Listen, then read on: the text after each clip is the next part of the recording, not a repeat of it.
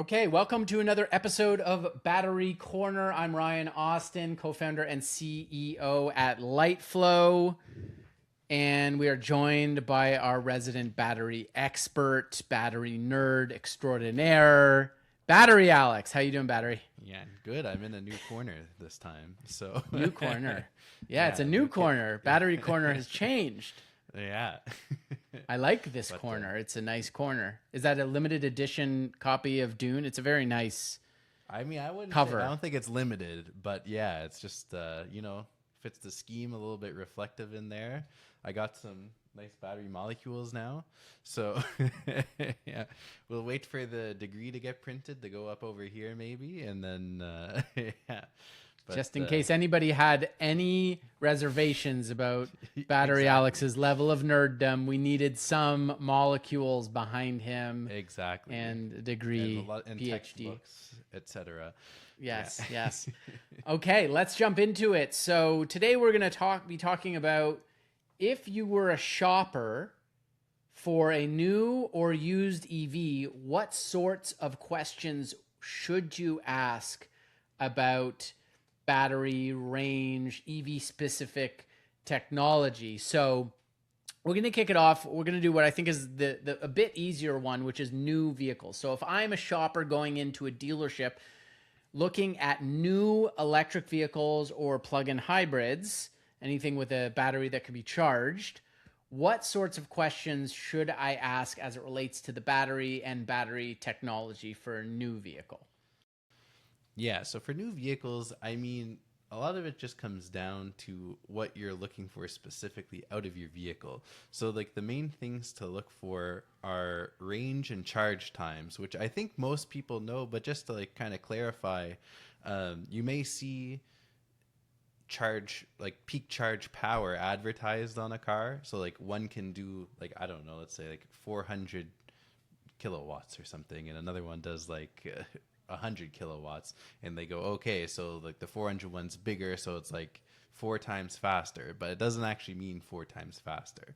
So in terms of charge times, you want to look at like 20 to 80% charge, or 10 to 80, or 20 to 90, like over a range basically.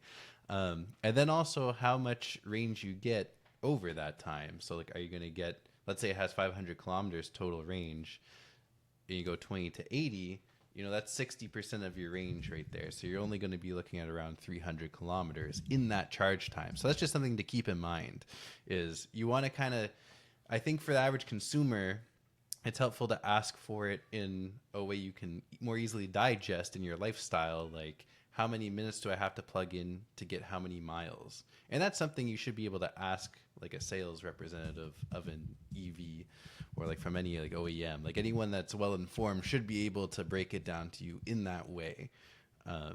Because yeah, like often the numbers get thrown around like kilowatts and stuff, and it's difficult for you to. Why doesn't that number matter? Why doesn't the kilowatt hour number matter? And could you bring your mic just a tad closer? Yeah, okay, we're a little bit there little we bit go. quiet. I like that. Okay. Yeah, a little Yeah, bit. so kilowatts is like the power, so it's how fast you can charge.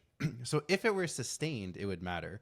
But the problem is often they give you the peak. So if you look at a charge curve, it kind of goes up to the peak power and then tapers off. So if you want to kind of game the numbers just to show you can have a very high peak, you could just make it go up for a minute and then taper down quickly, where another one may not go quite as high but doesn't taper as quickly. So you might charge to 20 to 80 the same speed in one that has like 400 kilowatts versus like 300 kilowatt peak. So how am I looking at the sort of OEM specs on the 20 to 80? Is there something else I can look at, like voltage architecture? How would I assess what is going to charge fastest on whole, on average? So you can't. So the only semi-reliable way is to look at the voltage architecture. So often vehicles come in 400 or 800 volt classes. So the 800 volts will most likely charge quicker from basically all modern manufacturers in new cars. Got it. So preferable to have an 800 volt Exactly. architecture. So if you care about charge basically. time and power, 800 volt is what you want to be looking for. Interesting. But all this will be broken down. The thing is, you can kind of see this in different ways because you'll see kind of the peak power of the engine or the motor, sorry. And that's going to correlate to like the voltage that it operates at and things like that. So you can like, you can kind of figure it out just based on your performance models will typically be at 800 volts in like if you have options between trims. So I think that's like the big kind of, because other than just the maximum range of the battery, that's what a lot of people care about. The other thing is cold weather performance. Now, the problem with that is that's not always readily available. You may have to go to third-party sources for that. So unfortunately, I know we're talking about like at the dealership, but yeah, if you have a dealership with a nice Lyteflo widget in there, you can see what your range is going to be like dependent on the season. Sure. So, because that's a big problem is it might say 500 kilometers, but depending on where you live, you could like potentially see a 30% or more reduction in that. Now, a lot of that has to come down to the heater. So in lieu of not knowing the cold weather performance outright, you can ask about the heating system of the car. So most now have heat pumps, but you can that's something you should verify if you do care about the cold weather, is a heat pump is much more efficient. So when you kind of get to the around 0 degrees temperatures, or even at like 5 degrees to 10 degrees, a heat pump's going to be significantly more efficient and give you more range than if you have like just a regular resistive heater. Interesting. And so not all EVs today have heat pump, like most of them do, but do you think I feel that there like are most new ones probably do? Yeah, but my guess that's what is I thought. Like budget ones, I don't know if they still do or not. Like Sure. I don't know like if the new Leaf does. Yeah. I haven't looked at all of them, but yeah. Yeah. I think it's also important like to understand, you're going to pay more for a big battery and you may not need all of that range. I mean, if if people are plugging in at home, there's a difference in how behavior was with gas vehicles and filling up than it is with EVs. I just took a 2.5 hour drive with my electric vehicle and I stopped for a burger and plugged in and added 100 kilometers or 150 kilometers just getting the burger, not even eating. Right. Yeah. And that was enough to get me to where I was going, where I could have reliable charging there. So, I think you're going to pay less for a smaller battery also. So I think understanding what fits within your lifestyle is very important, because you don't need the big, 200 kilowatt hour battery necessarily. Yeah, the thing is, like, a lot of people get the range anxiety of like, oh, I'm gonna go on that one road trip a year kind of thing, and then they want their car to like suit that. But yeah, especially coming from ICE vehicles, you should definitely, you got to kind of evaluate your lifestyle more carefully to kind of find the optimal vehicle for you. But yeah, and then there's the whole hybrid situation as well. So, and hybrids are kind of a more interesting case because there's a bit more, I mean, there's still variability on the range, but then I feel like their price varies quite a lot as well. And you can kind of like do a break-even calculation for yourself on when a hybrid makes sense versus an EV, because EVs are quite expensive. So it's not always like so black and white to just go full EV versus hybrid, depending on like what your goals are. So, yeah. Good. But, so when we talk about used EVs and plug-in hybrids, if I'm going into a dealership and wanting to be at the top of my game in terms of understanding battery technology, what sorts of questions should I be asking about used EVs and plug-in hybrids that are different from new? Yeah. So one thing we didn't cover, which also applies to the first section, is that the chemistry matters in general for longevity. So like you can ask if it's NMC, NCA, or LFP. Cathode material, where LFP tends to last longer. So if you care about very long-term depreciation, or if you own you own your vehicles for a long time. Yeah. So if you like want to have a 20-year car, then you may want to err on this. Currently, you may want to err on the side of LFP, but those tend to not be in the performance vehicles. So you have the trade-off of capacity and performance for that longevity. Why are those not in the performance vehicles? Because their specific energy is like their capacity they can carry is lower. So you get more energy, so more range, and you can also get more power out of the like NMC? NCA or NMC. Yeah. Okay. So let's define all of these. LFP. So LFP is lithium iron phosphate. So the other ones are nickel manganese cobalt and nickel manganese or nickel cobalt aluminum. Okay. So those are what they stand for. And I mean, if you want to be like really about like pedantic about it, it's lithium nickel manganese cobalt oxide and lithium nickel cobalt aluminum oxide. But you know, it becomes a mouthful. So we just abbreviate them all. So basically, if there's iron in it, you can ask, is this the one with iron? Like, that's also sufficient. But yeah, but the number one question for a used EV is 100% what's the state of health of the battery? Because you can look at if you look at any spec for a car, you're going to see the EPA range, which often is already an overestimation and then also is at new. So you don't actually have an estimate of the range when it's degraded. So you need to know how much it's degraded so you can determine, like, if it's at 80%, at most you're going to get 80% of your range, if not lower. So like that's definitely question one. And then a couple of follow-up questions you can have are things like some cars track the history of how they've been fast charged versus regular charged. So you can kind of think of it as like if you had a car that's fast charged all the time, you can hit 80% quicker than a car that's been slow charged all the time. And even though you're at 80%, kind of the trajectory of that battery's health is in a worse state than that of the one that was treated better. Now, you can kind of approximate this by looking at the odometer or the model year of the car. But you don't always know because it also depends on the climate the car was in, like how it was stored and other factors like that. So if available, as it is in a battery health report, you can get the breakdown of how much it was quick charged. Because if you have one that was quick charged like 90% of the time, that's more of a red flag than one that was charged like a more normal, like 5 to 15% of the time. Absolutely. So it's super important when you're comparing vehicles. I mean, like it on its own, you kind of don't know is 40% good or bad or whatever. Exactly. But once you have a few models, a few vehicles that you're comparing against each other, you can really see like, oh, this one was fast charged 60% of the time. This one was 20% of the time. And so I'm going to lean on that point, at least toward the 20% of the time vehicle. Yeah, exactly. And especially evaluating vehicles, like if you're looking at two different, I don't know, like different dealers or whatever, a lot of time the state of health is not currently being priced into the vehicle very effectively because dealers aren't testing it.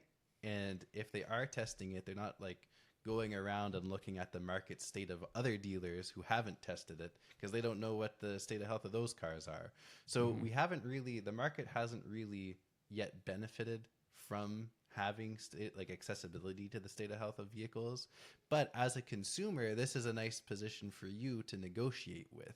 So if you kind of can say like, okay, I see a comparable vehicle from one dealer that has like, you know, odometer still has an impact because parts wear out.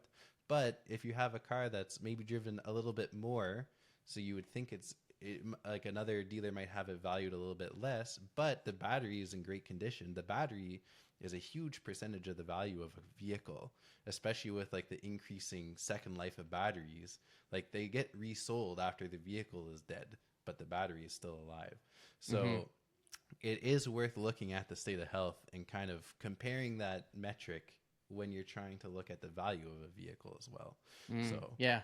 It's like, I don't know if arbitrage would be the right word, but there's this, you know, if everybody is evaluating based on odometer and you have this secret piece of data that nobody else has, which is actually even much more important, like state of health of the battery, you can sort of cherry pick, you know, you're going to get a price based on odometer, but a value based on the state of health of the battery. Yeah, especially cool. with like kind of second life of batteries is kind of only increasing. So that's such like it's not even a thought to most people right now, but in 10 years, maybe like the way we evaluate EVs at the end of their life is going to change based on that battery pack that's inside. So yeah, so it's definitely worth picking the healthier battery if you can. And also if it's more convenient, then you can use that as kind of a negotiation tool as well. Yeah, because it's easy right now to just compare based on odometer, but yeah, it's potentially like $6,000 to $10,000 in your car right there.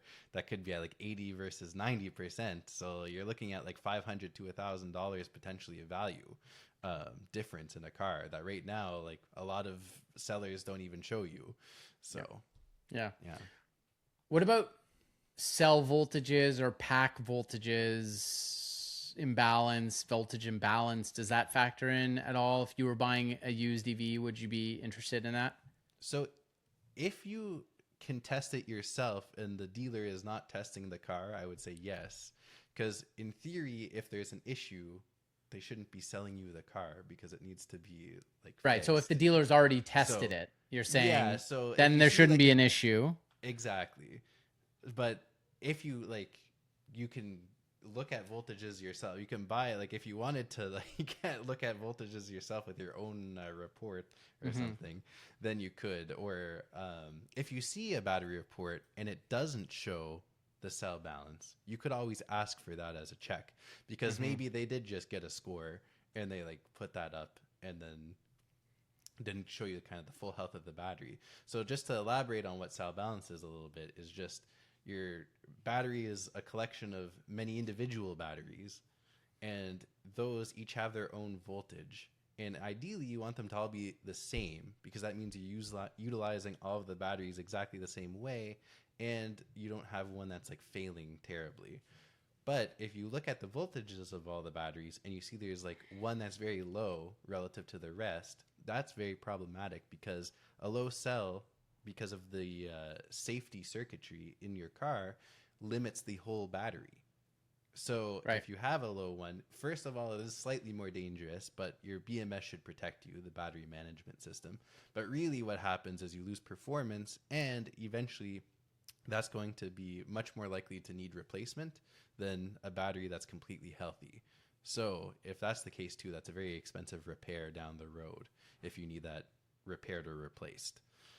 So so basically you're going to want to make sure the dealer has done their own check on the vehicle for voltage imbalances in the cells before you buy, essentially. Because there's not a great consumer option for doing a test that's comprehensive and gives you filters the data you want to see. So ideally you just want to ask your dealer, do you have a health report for the battery? Because that just has everything you need. You get your state of health, you get the range that's estimated based on that state of health, and you get that the cell balance was checked. So you kind of check a lot of the boxes right there, and then you're in a much more informed position when dealing with a used vehicle. Nice. Yeah, it's interesting to me how new all this technology is and how different the motions are that you need to think about when you're purchasing, whether you're a consumer, shopper, or a dealer, because the technology is so different. It's just a step function change in technology, right? It definitely makes it tough to compare against vehicles, because you have to then start thinking if I see a Tesla Model 3 that's at 85% after 100,000 kilometers, and I see a Ford Mustang Mach-E that's at 90% after 80,000 kilometers, is that good for that one? Is that, know? So, I mean, there's also the issue of just comparing across different OEMs. Yeah, because a lot of the data that comes from those OEMs is from the car, and its estimation. The data that's being used at least to calculate a state of health, whether it's using actual state of health from the car or it's using other values from the car, at the end of the day, the values are all coming from the car. And so an 85 with Tesla is not the same potentially yet as an 85 with a Ford Mach-E.